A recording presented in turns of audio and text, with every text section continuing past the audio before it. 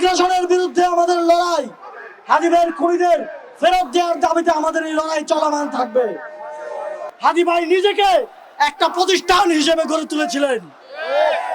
হাদি ভাইয়ের লড়াই আমাদের লড়াই, এই লড়াই গড়ার লড়াই, ভাঙার বিরুদ্ধে, আগুনের বিরুদ্ধে, সন্ত্রাসের বিরুদ্ধে শক্তিশালীভাবে প্রতিষ্ঠিত হওয়ার লড়াই। এই লড়াইকে বাধাগ্রস্ত করতে আমরা কাউকে সুযোগ দেব না, কাউকে ছাড় দেব না।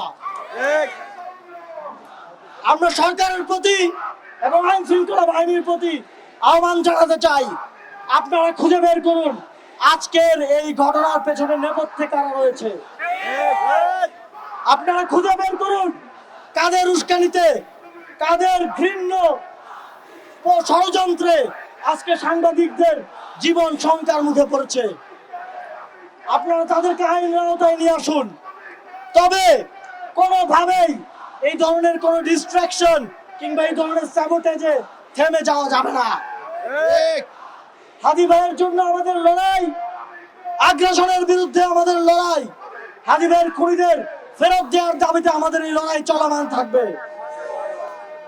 আমি বাংলাদেশের জনগণকে আহ্বান জানাতে চাই, আগামীকাল প্রত্যেকটি মসজিদে, খুতবায় এবং মোনাজাতে হাদি ভাইয়ের জন্য দোয়া করুন এবং জুমার পর সারা বাংলাদেশে প্রত্যেকটি জুলাই আন্দোলনের স্পটে আবারও বিক্ষোভ মিছিল সমাবেশ আয়োজন করুন। সকল আগ্রাসনকারী শক্তিকে আমাদের দেখিয়ে দিতে হবে আমরা ঐক্যবদ্ধ আছি, ছিলাম এবং থাকবো। যতদিন পর্যন্ত এই খুনিদের এবং খুনি হাসিনাকে ফেরত না দেওয়া হবে আমাদের আন্দোলন চলমান থাকবে।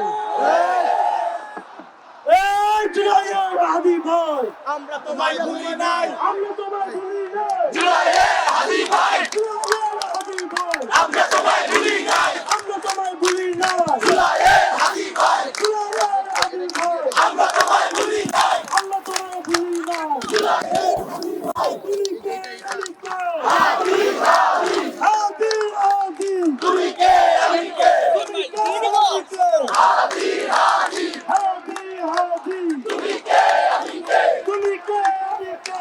হাদি হাদি, এ ভারতীয় আগ্রাসন, ভেঙে দাও